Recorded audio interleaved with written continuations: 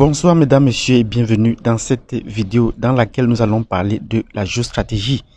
La géostratégie est une planification temporelle sur un espace, c'est-à-dire les prévisions qu'on a pour aborder une activité, pour aborder une compétition, plus dans le sens du sport qu'on utilise plus ce mot de stratégie.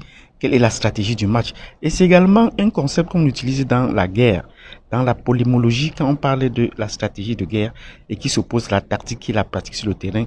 Mais dans notre cas, ça se déploie pour être ce qu'on appelle la géopolitique.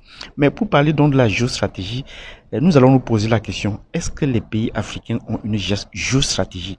Est-ce que les pays africains ont une géostratégie? Nous n'en savons pas beaucoup parce que la plupart des pays africains ont une politique encore coloniale. Certains vont dire post-coloniale, mais nous considérons qu'elle est essentiellement coloniale.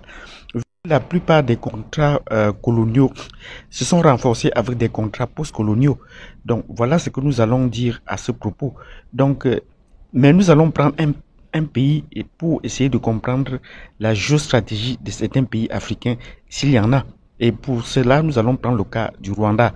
Est-ce que le Rwanda a une géostratégie?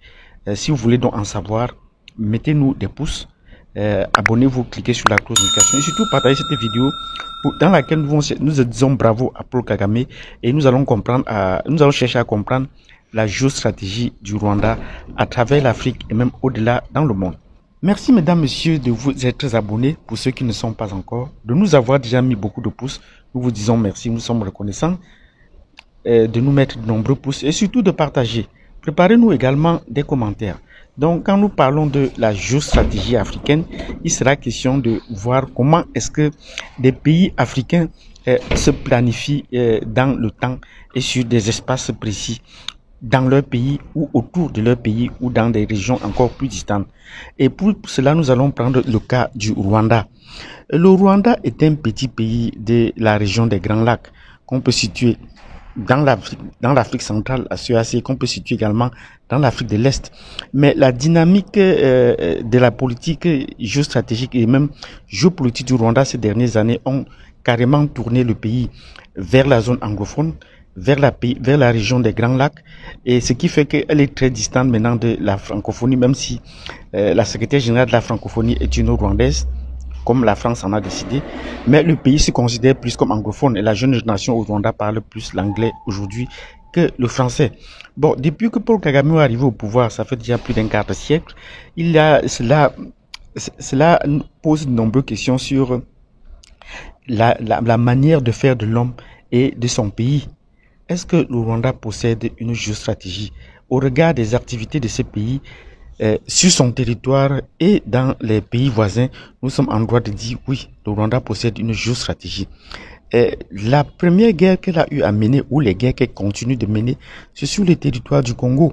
Et elle a mené cette guerre avec l'appui des pays occidentaux qui estimaient que le Rwanda avait besoin d'un espace vital, notamment dans le nord du Kivu.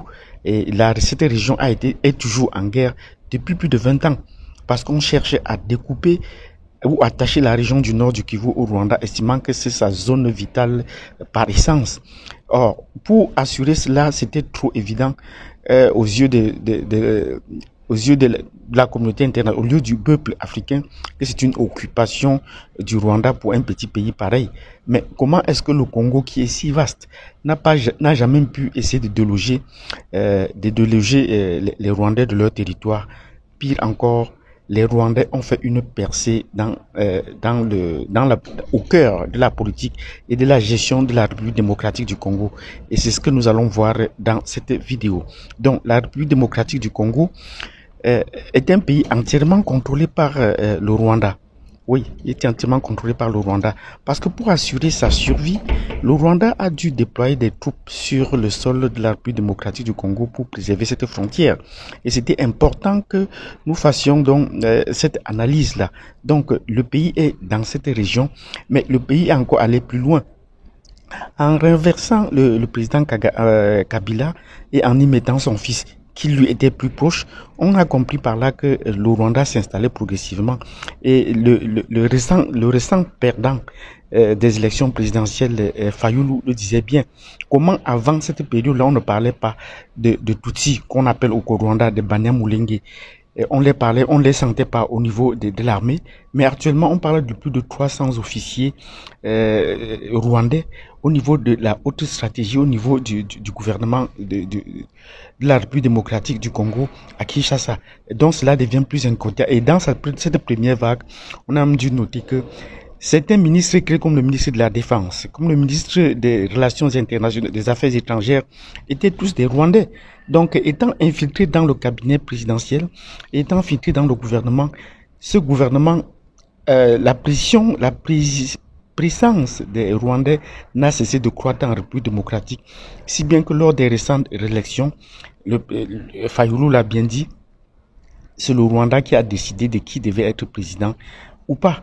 Mais la négociation a eu lieu entre le président actuel et le président sortant sous les auspices du Rwanda. Et c'est le Rwanda qui décide qui en est présent. Et pire encore sur le plan économique, cela se note bien, le Rwanda exploitait largement les richesses du République démocratique du Congo pour accroître son développement. Nous lui disons bravo. Si les Congolais ne peuvent pas peut-être s'unir pour faire l'unanimité autour des projets de développement de leur pays, bon, il faudrait bien que le Rwanda en profite parce qu'elle conçut des usines, des produits dont on n'a pas sur son sous-sol. Où est-ce qu'elle va trouver le coltan, le platinium pour essayer de faire tourner ces industries dont elle en est gravement besoin? Même sur le plan des communications, toutes les communications de la République démocratique du Congo doivent passer effectivement par le Rwanda. Et voilà comment est-ce que tout un pays est sous surveillance. Mais le Rwanda, ces dernières années, est allé encore plus loin. Le Rwanda vient tout récemment de signer une coopération avec le Congo. 12 000 hectares de terres agricoles vont être mis à la disposition du Rwanda dans 3 départements de la République du Congo. C'est l'une des principales résolutions prises en vertu des accords conclus entre les deux États au terme de la visite officielle du président rwandais Paul Kagame et ses ministres des Affaires étrangères et des Finances du 11 au 13 avril 2022 en terre congolaise. Le leitmotiv de la visite de Kagame au Congo, c'est pour venir justement signer ces accords. On parle de la cession de pratiquement 12 000 hectares de terre, mais aussi surtout le contrat qui est, n'est-ce pas, attribué au holding Crystal Venture. Et on parle quand même de plus de 110 milliards de francs CFA qui sont versés par Kigali pour donc racheter les zones industrielles de Maluku. La République du Congo compte 10 à 12 millions de terres arables, dont moins de 5% sont exploitées pour une agriculture vivrière. Par ailleurs, les deux chefs d'État ont assisté aux signatures de 2 accords, 3 protocoles, 2 mémorandums d'entente et une convention de concession dans le domaine agricole.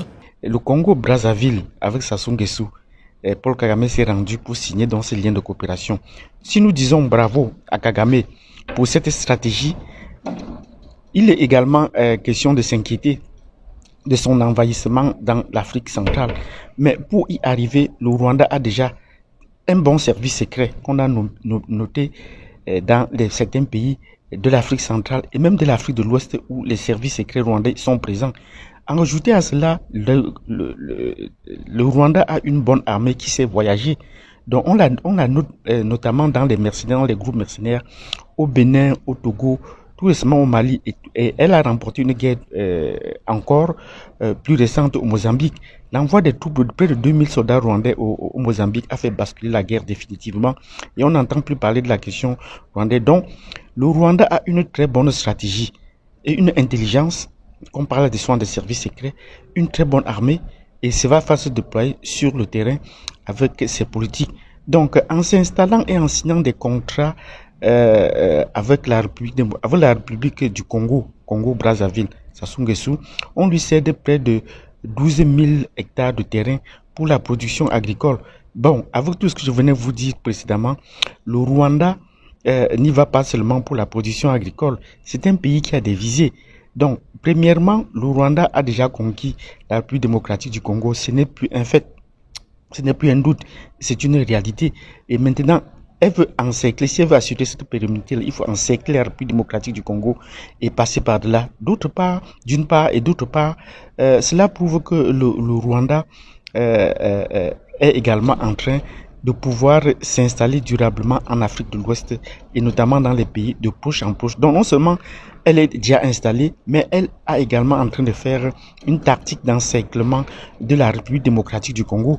Parce que la capitale Brazzaville, ce n'est qu'une encablure, mais il faut également sécuriser donc cette capitale. Elle peut déjà avoir donc ses services secrets, son armée pour assurer la production agricole dont elle a besoin, prétend avoir besoin et que nous ne trouvons pas à partir de ces pays-là. Donc, nous disons bravo à Kagame pour cette géostratégie qu'elle commence à déployer et pour sa géopolitique de protéger non seulement son peuple, mais de contribuer également à sa croissance et de montrer l'exemple à beaucoup de pays africains. Donc, si vous avez compris cette vidéo dans laquelle nous avons parlé de la géostratégie de la République du Rwanda et de Paul Kagame à qui nous disons bravo, mettez-nous de nombreux pouces. Abonnez-vous, cliquez sur la cloche de notification et nous vous donnons rendez-vous à la prochaine vidéo. Si vous avez des questions sur la géostratégie du Rwanda pour sa géopolitique, on pourra encore y revenir. Merci et à bientôt.